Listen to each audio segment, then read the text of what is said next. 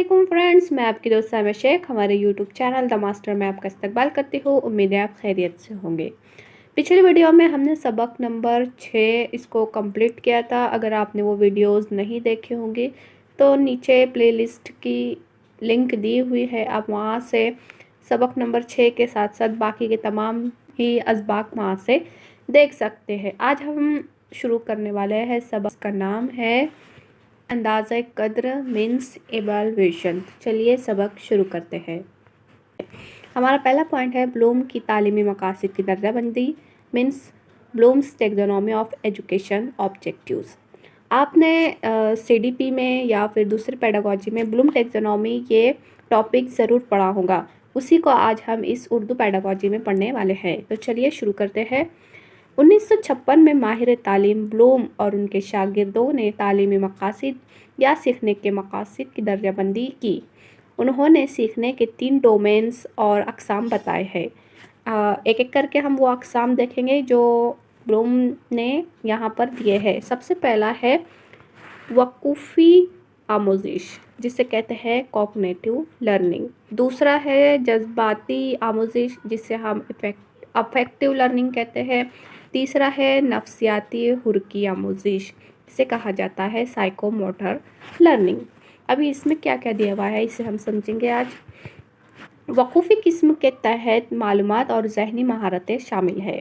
इसको आसान से मुश्किल की तरतीब में 6 दर्जों में तकसीम किया गया है। मालूमात, तफ़हीम, इतलाक़, तज्ज़िया, तरकीब और अंदाज़ा क़द्र। यहाँ पर वक़ूफ़ी आमोजिश में क्या बताया हुआ है कि इसे किस तरह से तरतीब दिया गया है, आसान से मुश्किल की तरफ, जो 6 दर्जों में तकसीम किया गया है, जिसे मालूमात, फ़हम, इतलाक़, तज्ज़िया, तरकीब और अंदाज़े क़द्र कहा जाता है। इसे इंग्लिश में भी यहाँ पर बताया गया है कि जो मालूमात है मीन्स मालूमात को नॉलेज, फिर उसके बाद understanding, application, analysis, synthesis, evaluation, इस तरह से उसे 6 दर्जों में तकसीम किया गया है। लेकिन 2001 में ब्लूम का एक शागिर्द है, उन्होंने उसको एक नई तरतीब में पेश किया। यानी कि जो ब्लूम ने यहाँ पर ओरिजिनल आपको दिखाई दे रहा होगा, ये जो है ये तरतीब ये ब्लूम की दी हुई है, लेकिन इसमें रद्द बदल करके उनके जो शागिर्द है उसने कुछ रद्द बदल करके एक नई दर्जाबंदी हमारे सामने पेश की। उसमें क्या है, पहला याद करना, समझना, लागू करना, तज्ज़िया करना और अंदाज़ा क़द्र करना। इसको इंग्लिश में किस तरह कहते हैं, रिमेंबरिंग। देखिए यहाँ पर नॉलेज को हटाकर रिमेंबरिंग यानी याद रखने को बताया गया है। फिर दूसरा अंडरस्टैंडिंग, फिर अप्लाइंग, इवैल्यूएटिंग, एनालाइजिंग और क्रिएटिंग। इस तरह से 2001 में जो ब्लूम के ही शागिर्द है उन्होंने जो दर्जाबंदी की है वो इस तरह से की है। ठीक है, आगे बढ़ते हैं। आगे क्या बताया हुआ है, दूसरा पॉइंट है हमारा जज्बाती किस्म, जिसे कहते हैं अफेक्टिव डोमेन। ठीक है, अफेक्टिव डोमेन में क्या बताया हुआ है कि आमोजिश की वो किस्म है जिससे हम जज्बाती तौर पर मुतासिर होते हैं। यहाँ पर नाम में ही बताया हुआ है जज्बाती किस्म, यानी कि किससे ताल्लुक़ रखती है, जज्बात से ताल्लुक़ रखती है और ये जज्बात को मुतासिर करती है। अगला है नफ्सी हुर्की किस्म, नाम में ही उसके मायने छुपे हुए हैं। ये कौन से आमोजिश है, ये किस किस्म की आमोजिश है, जिसका ताल्लुक़ सीखने से है, करके सीखने से है। इस आमोजिश का ताल्लुक़ करके सीखने से है, यानी कोई काम हम जो अमली तौर पर करते हैं उसी को नफ्सी हुर्की किस्म कहते हैं। ठीक है, यानी कि कोई हम जो काम कर रहे हैं वो जैसे अगर कोई हम नया काम कर रहे हैं तो उसको करते वक्त हमसे कुछ ना कुछ गलती तो होंगी, हम उसे करके सीखते हैं। तो इसी को, ये जो सीखने की जो किस्म है, इसी को नफ्सी हुर्की किस्म कहते हैं, साइकोमोटर लर्निंग कहा जाता है। ठीक है, जैसा पहले जो किस्म बताई हुई है उसमें है कॉग्निटिव लर्निंग, दूसरी अफेक्टिव लर्निंग और तीसरी है साइकोमोटर लर्निंग। ये 3 लर्निंग यहाँ पर दी हुई थी। हमने उसे एक एक करके देखे। उम्मीद है आपको वो समझ में आई होंगी। चलिए आगे बढ़ते हैं अगले पॉइंट की जानिब। अगला पॉइंट है हमारा तालीमी मनसूबाबंदी या बाकी मनसूबाबंदी। किसी भी काम को खुश उसलूबी से अंजाम देने के लिए और मौजूदा वसाइल का बेहतर और सही इस्तेमाल करने के लिए हम मनसूबाबंदी करते हैं। मनसूबाबंदी या प्लानिंग एक ऐसा अमल है जो मुसलसल चलने वाला अमल है। यहाँ पर क्या बताया हुआ है कि अगर किसी चीज़ को, किसी वसाइल को हमें सही और बेहतर इस्तेमाल करना है तो सबसे पहले हमें प्लानिंग या मनसूबाबंदी करना चाहिए। और मनसूबाबंदी मुसलसल चलते रहने वाला अमल है और हमारे रोज़मर्रा की ज़िंदगी में भी ये ताल्लुक़ रखता है। अब हम किसी भी काम को शुरू करने से कबल हम एक बार उस बारे में सोचते ज़रूर है कि ये काम कैसे, कब और क्यों, किस तरह से और किसके ज़रिए ये काम हमारा हो सकता है। तो ये जो सवालात है इसी का जवाब मनसूबाबंदी है। बस यही मनसूबाबंदी की इब्तिदा है। यहाँ पर क्या बताया हुआ है, हम जो ये सोचते हैं कि काम कैसे होगा, कब होगा, क्यों होगा और किस ज़रिए से होगा, तो यही सवालात के जवाबात मनसूबाबंदी की इब्तिदा होते हैं। ठीक है, आगे बढ़ते हैं। जब हम दर्स व तदरीस के अमल की मनसूबाबंदी करते हैं तो उसे तालीमी मनसूबाबंदी कहते हैं। मनसूबाबंदी ना सिर्फ काम को सिमत फराहम करती है बल्कि मुतय्यना वक्त में ख्वाहिश करदा मकासद के हुसूल के लिए लाजमी है। तालीमी मनसूबाबंदी करते वक्त हम दर्ज झील सवालात के जवाबात तलाश करते हैं।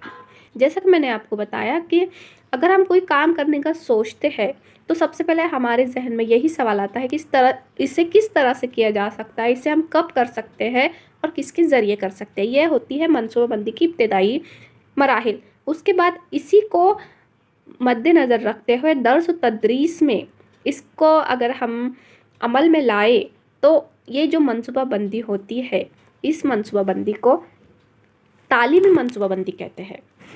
और जो मनसूबाबंदी होती है हमें एक सिमत फ्राहम करती है और जो हमारे मकासद होते हैं, तालीमी मकासद, उसे हासिल करने में ये जो मनसूबाबंदी है हमारी मदद करती है। अब जो सवालात यहाँ पर बताए गए हैं कि मनसूबाबंदी करते वक्त हम दर्ज झील सवालात के जवाबात तलाश करते हैं, तो वो कौन कौन से सवालात हैं उसे देखते हैं हम। पहला सवाल है क्या पढ़ाना है, यानी कि मवाद मज़मून का ताल्लुक़ होता है इससे कि हमें पढ़ाना क्या है। उसके बाद किसे पढ़ाना है, यानी आमोज़गार का तयन, स्टूडेंट का यहाँ पर तयन होता है कि किसे पढ़ाना है। पहले तो क्या पढ़ाना है, उसके बाद किसे पढ़ाना है, उसके बाद है कैसे पढ़ाना है। तीसरा जो हमारा सवाल होगा यहाँ पर वो होगा कि कैसे पढ़ाना है, यानी कि तरीक़े तदरीस का तयन होगा यहाँ पे कि हम कौन कौन से तरीक़े तदरीस का इस्तेमाल करके, कौन से तरीक़ों का इस्तेमाल करके हम दर्स व तदरीस करेंगे और बच्चों को किस तरह से पढ़ाएंगे। अगला यहाँ पर क्या बताया हुआ है पॉइंट कि पढ़ाने में मदद के लिए किन किन चीज़ों की दरकार है, यानी दरसी व आमोज़शी मवाद का तयन। पढ़ाने में मदद के लिए किन किन चीज़ों की दरकार है, यानी यहाँ पर टीचिंग एड्स की बात हो रही है। ठीक है, अगला क्वेश्चन है, अगला सवाल है यहाँ पर कैसे जानेंगे कि जो पढ़ाया गया है वो बच्चे सीख गए हैं या नहीं। तो यहाँ पर क्या है, अंदाज़े कद्र के तरीके का तयन होगा। उसके बाद अगर ख्वाहिश करदा नताइज ना मिले तो आगे की तैयारी क्या होगी, मीन्स हमने जो मकासद तय किए हैं अगर वो हमें हासिल नहीं हुए हैं तो हमें आगे क्या करना होगा, यानी कि इस्लाही तदरीस व इक़दामात का तयन करना होगा। ये जो 6 सवालात है, ये 6 सवालात के आगे पीछे ही जो तालीमी मनसूबाबंदी है वो घूमती है। क्या पढ़ाना है, किसे पढ़ाना है, कैसे पढ़ाना है और पढ़ाने में मदद के लिए किन किन चीज़ों का दरकार होना ज़रूरी है, कैसे जानेंगे कि जो पढ़ाया गया है वो बच्चे सीखे हैं या नहीं, यानी कि इवाल्यूशन, अंदाज़े कद्र का यहाँ पर जिक्र हुआ है। उसके बाद इस्लाही तदरीस के बारे में बताया गया है कि जो हमने मकासद तय किए थे अगर वो हमें हासिल नहीं हुए हैं तो हमें और क्या करना चाहिए। ठीक है, ये हुआ तालीमी मनसूबाबंदी के बारे में, जिसे लेसन प्लान बोलते हैं, असबाक की मनसूबाबंदी करना बोलते हैं, जो कि टीचर के लिए बहुत ही अहमियत रखता है और ये बहुत ही ज़रूरी होता है। उम्मीद है ये पॉइंट भी आपको समझ में आया होगा। अगला पॉइंट है हमारा तालीमी मनसूबाबंदी के इक़दामात। अब इसमें क्या क्या बताया हुआ है। सबसे पहले फ्रेडरिक हर्बर्ट ने तालीमी मनसूबे का खाका पेश किया और उसके दर्ज झील 5 इक़दामात बताए। जैसे कि मैंने आपको ऊपर बताया कि लेसन प्लानिंग की बात हो रही है, तो लेसन प्लानिंग में हमको ये तो बताया गया है कि हमने कौन कौन से यानी कि किस तरह से पढ़ाना चाहिए, किसे पढ़ाना चाहिए और कैसे पढ़ाना चाहिए, लेकिन ये मनसूबाबंदी किस तरह से बनाई जाती है, उसका खाका किस तरह से बनाया जाता है, ये हमें फ्रेडरिक हर्बर्ट ने बताया, वो भी 5 हिस्सों में। उसके 5 इकदामात है।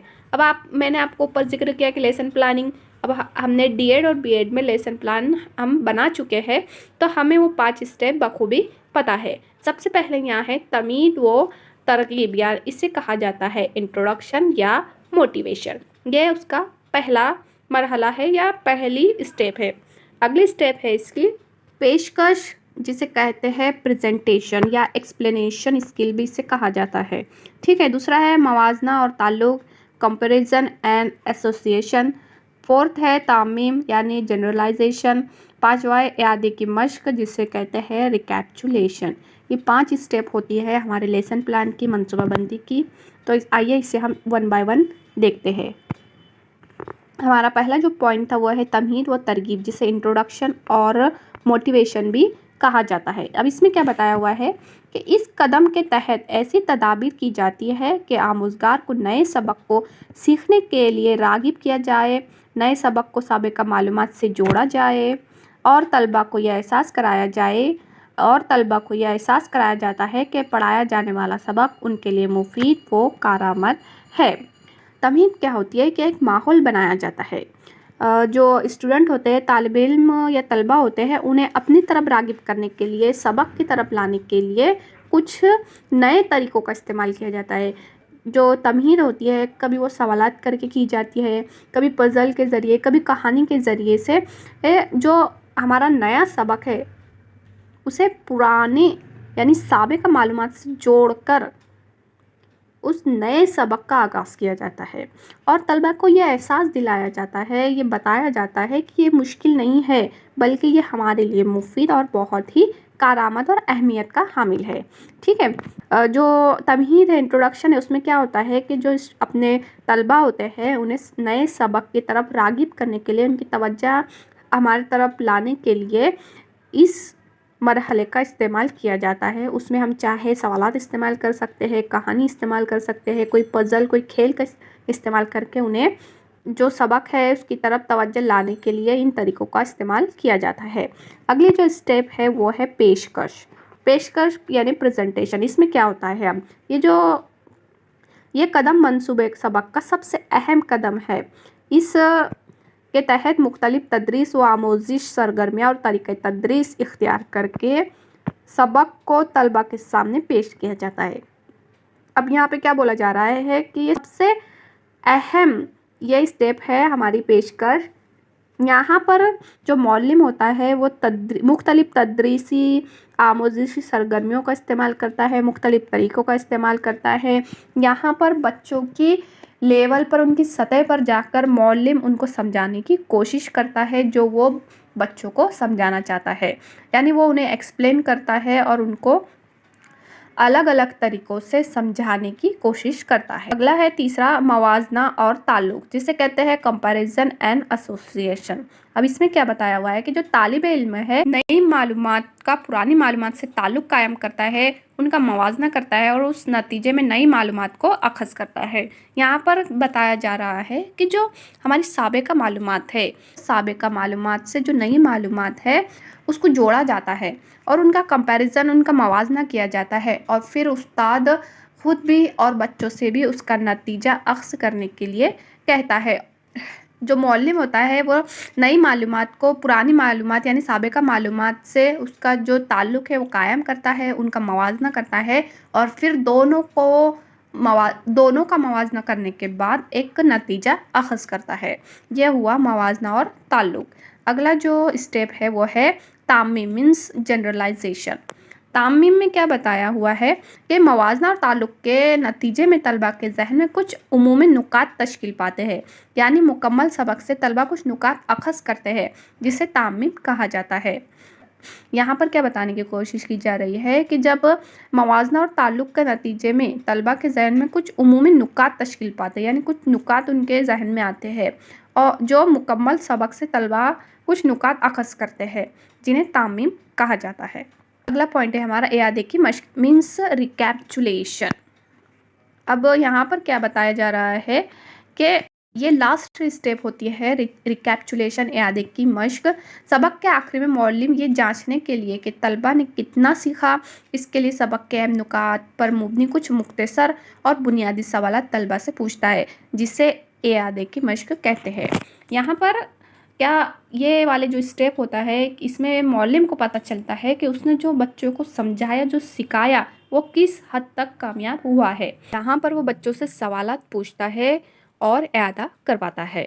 ये हुआ इआदे की मश्क मीन्स रिकैप्चुलेशन। तो हमने 5 स्टेप देखी। पहला इंट्रोडक्शन यानी तमहीद, दूसरा पेशकश प्रेजेंटेशन, तीसरा मवाजना और ताल्लुक, चौथा तमीम यानी जनरलाइजेशन और पांचवा इआदे की मश्क। ये 5 स्टेप होती है हर पार्ट की।